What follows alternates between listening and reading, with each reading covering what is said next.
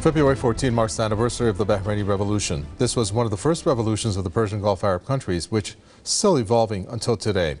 From the harsh crackdowns to kangaroo courts to torture and mass arrest, the regime has crushed any form of opposition. So why does the revolution continue, and why doesn't it lead to the removal of the ruling Al Khalifa regime?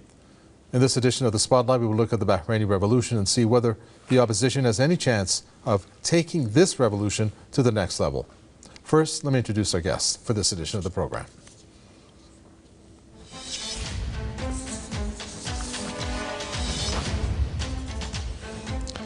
Ghina Rebai joins us. She's a researcher from the Bahrain Forum for Human Rights, who joins us from Beirut.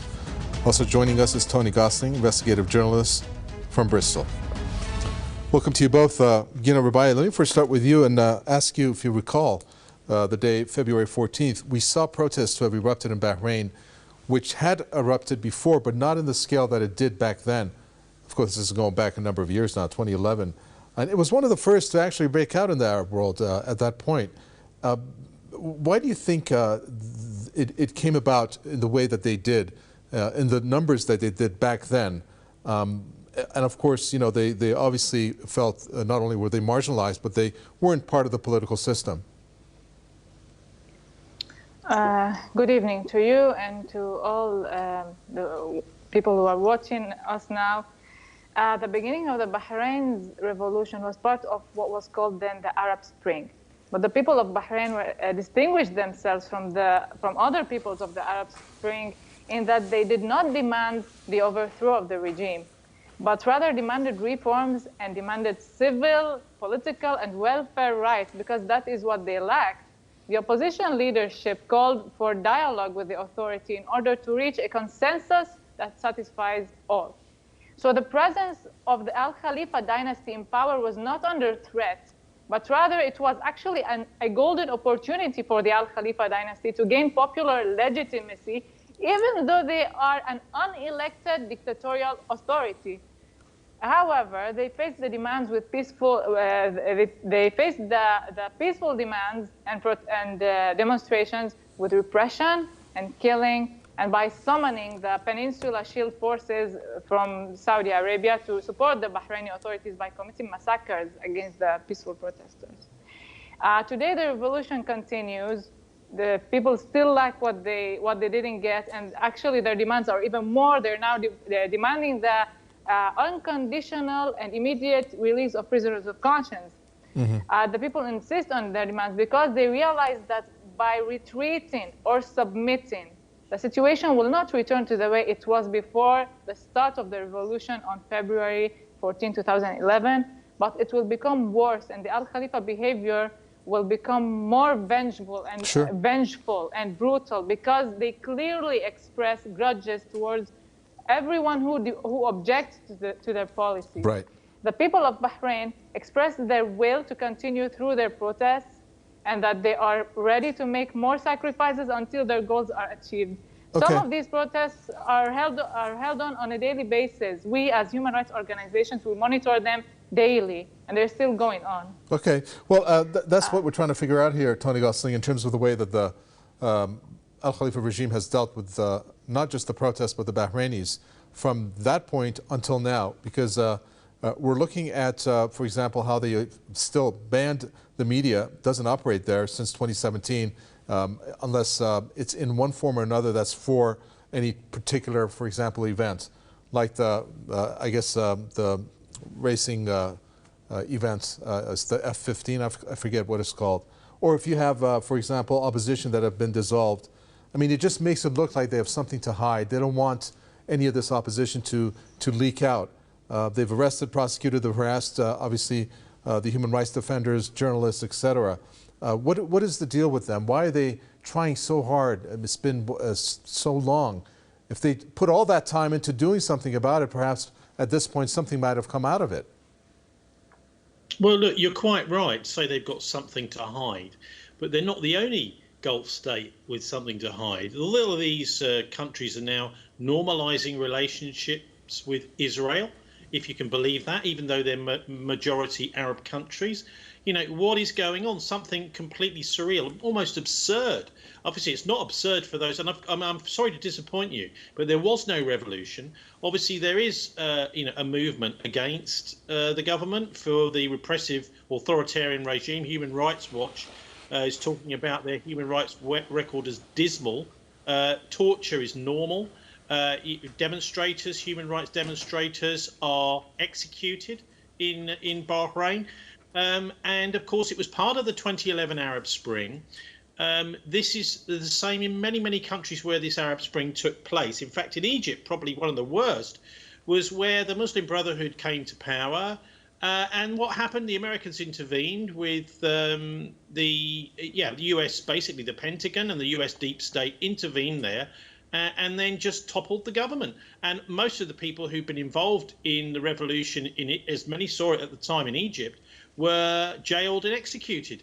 So these were, in a way, a kind of trick by the United States in order to spark a revolution and then to identify the competition with the established order. What do you mean tricked by the U.S. to start or spark a revolution? I'm not too sure I follow that. Can you explain that a little bit further? What I'm saying is, I think the Arab Springs were, and there is evidence that there was, although of course there's a genuine movement out there, that some of that was triggered deliberately by elements in the West who wanted to flush out the opposition in these countries. Look, Bahrain is a tiny place. It's basically was used for pearl diving, and it was the British Empire that created this nightmare we have now by creating what they wanted was a port, an independent state, a port. In the 1970s, as the British Empire was collapsing, in 1971, you got around about 1.5 million population, half of which are migrant workers there.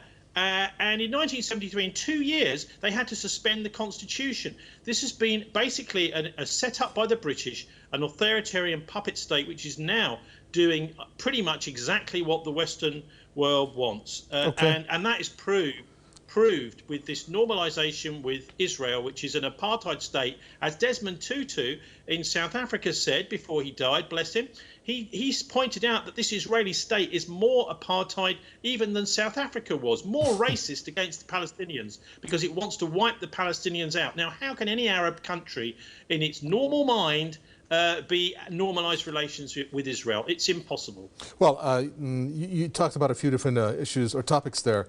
Let me ask you about first the so-called normalization that Bahrain was so keen to do after the UAE.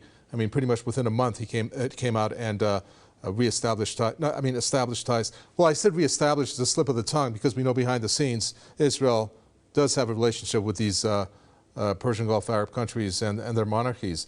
One of the angles behind this normalization is said that Bahrain wanted to make sure that it's in U.S.'s, so to speak, good hands or a positive outlook from the White House on Bahrain in order to make sure that the U.S. somewhat overlooks the human rights violations that are taking place on the island. But here we are 2 years later. What did the Bahrain gain from this so-called normalization? What did it do for it? Nothing. No, this will be for, I'm sorry, for Ghina Rebai. I'll come to you with that question, Tony Gosling. Go ahead, Ghina Rebai. Okay.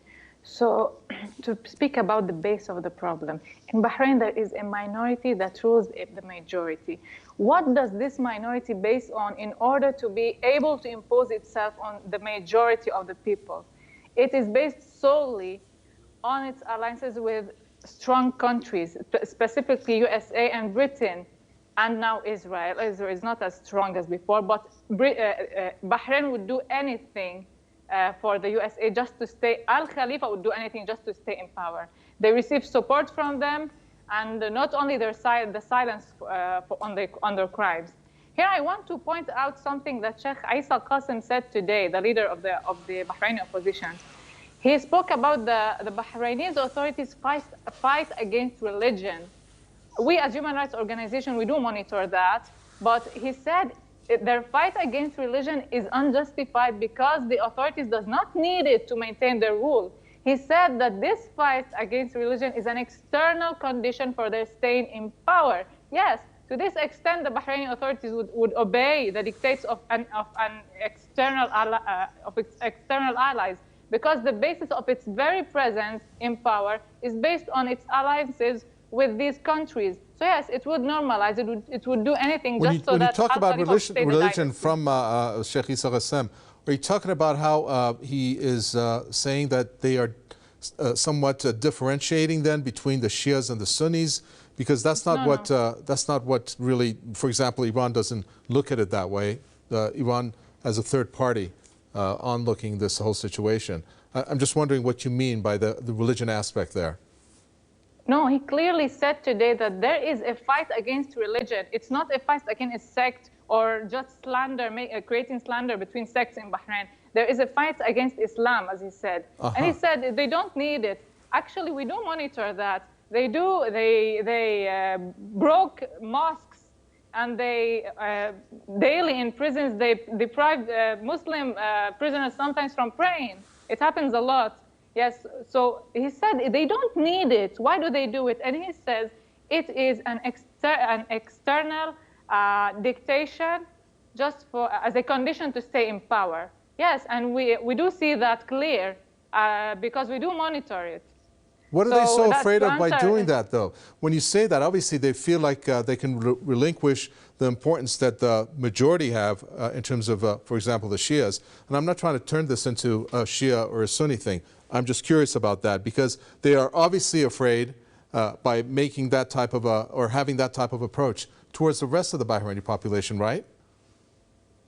Well, it happens that the majority are Shia, so they are afraid that the Shia would take over the rule. But you know what? From the beginning, the opposition, in all its sects and all its ideologies, political ideologies, some of them are not religious-based. They're only asking for,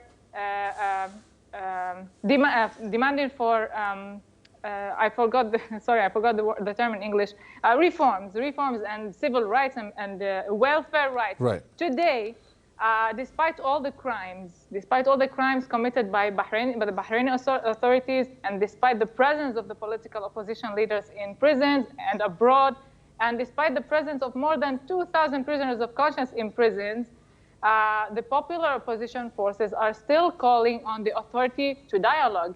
The Deputy Secretary General of the Al-Wifaq National Islamic Society called on dialogue just today. They still called for dialogue because they reflect their seriousness in the demands that they always called on. Okay. That they only let me direct that angle of what you said to our guest Tony Gosling. A call for dialogue. It sounds simple enough. Why doesn't the U.S. make that call? Why doesn't the U.K. make a call for the ruling family to have dialogue with the opposition, which, well, they have disbanded, but I mean, that sounds like a good idea, doesn't it? Well, of course it does, but the Godless West, although it sometimes talks about Christianity, of course, it's just like the Knights Templar and the Crusades. It's got nothing to do with real Christianity. They look at what's been going on in Ukraine too. There is no wish to dialogue. The idea is war, I'm afraid, because war makes a lot of money and war can grab resources. So, I mean, there's, by the way, really important to stress when you're talking about Bahrain, any of your viewers that want to look into what happened there, and it's a horrific story what the regime did in the Arab Spring. Your competition, Al Jazeera, did a documentary, Shouting in the Dark, I remember watching, which is absolutely shocking to see how a government can treat its people. A government is supposed to really be a servant of its people.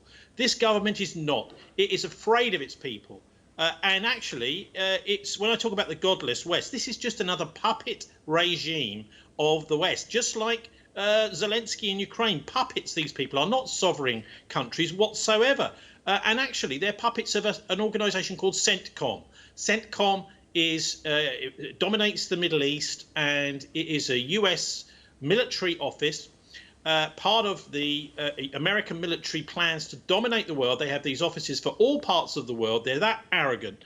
And actually, of course, the EU and the UK are also part of this, this coalition, which is attempting war. Now, the reason why is because they are having an international push right now for a world government, and they want that war to cause so much chaos that they can say, well, come on, we all need to get together and sort this out, but they want to dominate the outcome. And that's how crazy they are. They're not interested in a multipolar world with different countries having different cultures, different points of view. They're trying to force the issue by forcing a world war. And Bahrain is just one more puppet on that string.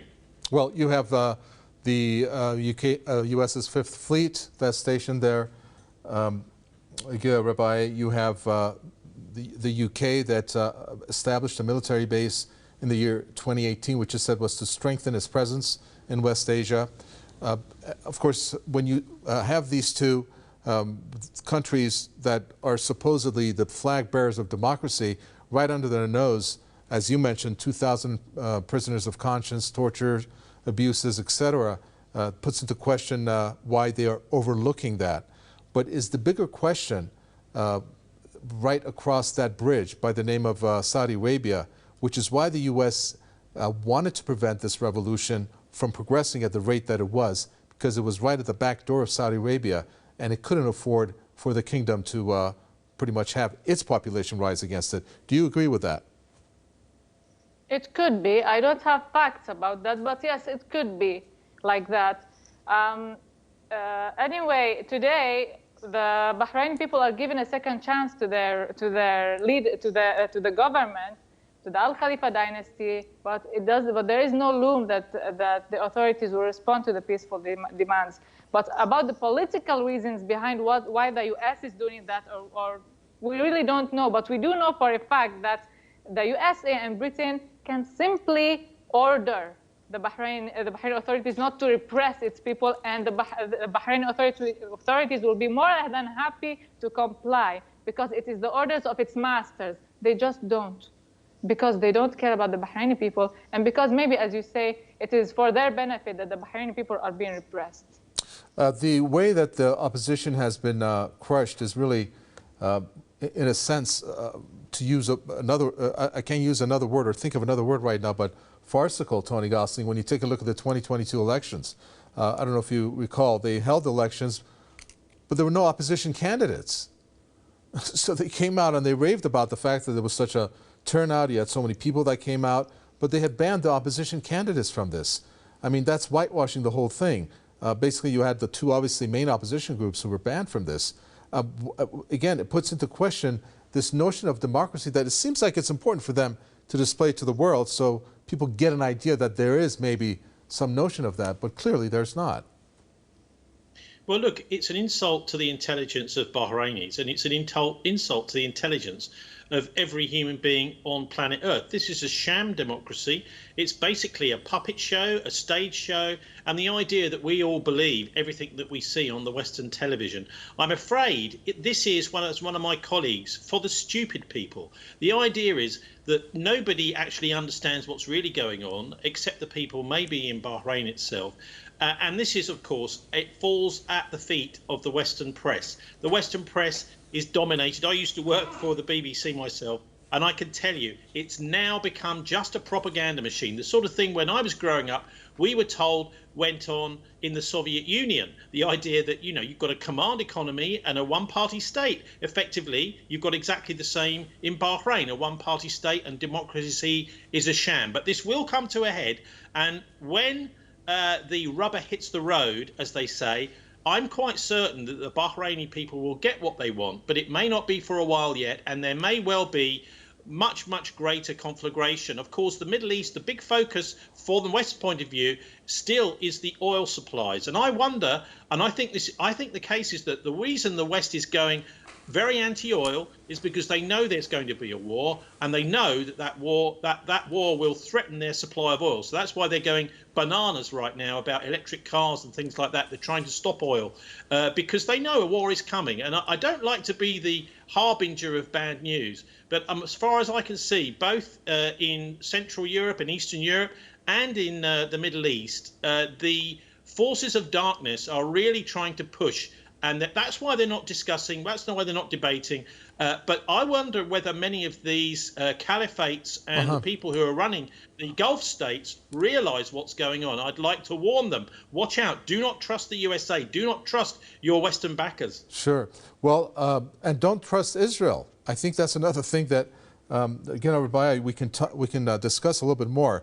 In my question to you, and there was a really somewhat shocking act that occurred between Israel and the Persian Gulf island of Bahrain, where Israel bought an island there. I think it was to the tune of $150 million, where you had the daughter of one of the activists come out with a tweet that said that's best described as colonial expansion from a foreign ruling family that occupied Bahrain violently and has been ruling it violently. How dangerous is the Israeli factor in this, do you think? The Bahraini authorities deal with Bahrain as if it's their property. I mentioned that earlier. This is definitely very much dangerous because they are selling lands. They not just this island. They are selling other lands in the mainland of Bahrain. It's all an island, a big island, but they are selling lands. It's as if they're turning it to a second Palestine. In some protests, people actually held banners that said, we don't want to become a second Palestine, because they're turning it into like a Jew. They say it's like a Judaism project or something like that. As I agree totally with your other guest when he spoke about that the Bahraini authorities should be aware of their future, because the USA has no future in being the solely pole in the world anymore. Today, the Bahraini authorities can still go back, can still go back in their steps, can still take their opportunity that is still given by the opposition, and I really don't see that they will do, but we can just hope. About the elections, I would like to say, please, I would like to comment quickly. This is the third consecutive elections that happened this way. Opposition leaders who used to represent more than 60% of voters are now in prison and are not allowed to be elected anymore. That's how sham it is, and nobody cares in the whole world. Thank you very much. We're going to end it there. Ghina, Rebai, we appreciate it. Researcher, Bahrain Forum for Human Rights from Beirut. Tony Gosling, investigative journalist from Bristol. Thank you to you both. With that, we come to an end for this edition of The Spotlight. From Mikava Tagway and the team. It's goodbye.